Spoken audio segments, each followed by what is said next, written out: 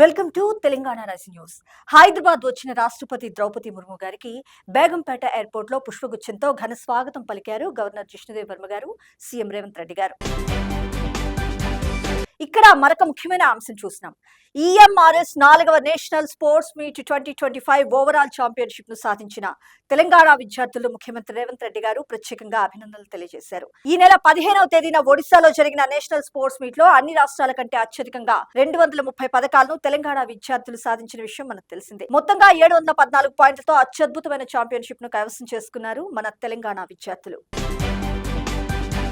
ఇక్కడ మరొక ముఖ్యమైన అంశం చూస్తున్నాం. యుద్ధ ప్రాతిపాదికన చేవెళ్ల మన్నెగూడ రహదారులు పూర్తి చేయాలంటూ సీఎం రేవంత్ రెడ్డి గారు అధికారులకు ఆదేశాలు జారీ చేశారు. మర్రి చెట్ల కేసు ఉపసంహరించుకున్న పర్యావరణవేత్తలను ఘనంగా సన్మానించారు. 954 మర్రి చెట్ల సంరక్షణ బాధ్యత ఇక మీదట ప్రభుత్వానిదేనంటూ సీఎం రేవంత్ రెడ్డి గారు వారికి హామీ ఇచ్చారు.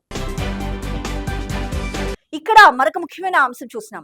భారత తొలి ప్రధానమంత్రి జవహర్ లాల్ నెహ్రూ గారి రచనలు కేవలం చరిత్ర ఒకటే కాదని, దేశ పరిణామ క్రమానికి మనస్సాక్షి లాంటి రికార్డులని లోక్సభ ప్రతిపక్ష నేత గౌరవశ్రీ రాహుల్ గాంధీ గారు పేర్కొన్నారు.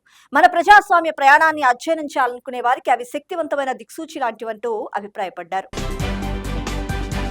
ఇక్కడ మరొక ముఖ్యమైన అంశం చూస్తున్నాం. పెట్టుబడులకు స్వర్గధామంగా వెలిసిల్లుతున్న మన హైదరాబాద్ మహానగరంలో జేఎన్టీయు సాంకేతిక విద్యాభివృద్ధికి దేశానికే గర్వకారణం అంటూ పేర్కొన్నారు డిప్యూటీ సీఎం మల్లు భట్టి విక్రమార్క గారు. జాతీయ సంపద అయిన జేఎన్టీయు విస్తరణ అభివృద్ధికి తమ ప్రభుత్వం ఎప్పుడూ కట్టుబడి ఉందని వ్యాఖ్యానించారు. తెలంగాణ రైజింగ్ 2047 పేరుతో రాష్ట్రాన్ని గ్లోబల్ గ్రోత్ ఇంజిన్ గా మార్చడానికి ప్రభుత్వం చేసిన కృషిలో జేఎన్టీయు కీలక పాత్ర పోషిస్తుందని వెల్లడించారు డిప్యూటీ సీఎం మల్లు భట్టి విక్రమార్క గారు. ఇక్కడ మరొక ముఖ్యమైన అంశం చూస్తున్నాం. అబద్ధాల ప్రచారంలో కేటీఆర్ దిట్ట, అందుకే సర్కారుపై కేటీఆర్ దుష్ప్రచారానికి తెగబడ్డారు. రాష్ట్ర ఆదాయానికి గండి కొట్టే ప్రయత్నం చేస్తున్నారు. గతంలో ఇచ్చిన జీవోల ఆధారంగానే భూముల కేటాయింపు, ఫ్రీ హోల్డ్ రైట్స్ కు వారే 3 జీవోలు ఇచ్చారు. పరిశ్రమలకు లీజుకిచ్చిన భూములపై యాజమాన్య హక్కులు కల్పించారంటూ మంత్రి దుద్దిళ్ల శ్రీధర్ బాబు గారు వ్యాఖ్యానించారు. వారికి భూ వినియోగ మార్పిడి చేసుకునే అవకాశం మాత్రమే మేము కల్పించామంటూ వ్యాఖ్యానించారు. ఇక్కడ మరొక ముఖ్యమైన అంశం చూస్తున్నాం.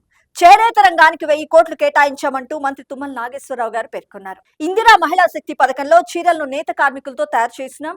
ఇప్పటికే 65 లక్షల చీరలను వారు తయారు చేయగా మరొక 35 లక్షల కోసం ఆర్డర్ ఇచ్చాం. 168 కోట్లతో చేనేత అభయహస్తం పథకాన్ని అమలు చేస్తున్నామంటూ పేర్కొన్నారు. చేనేత కార్మికులకు ఎప్పుడూ అండగా ఉంటామంటూ భరోసా ఇచ్చారు.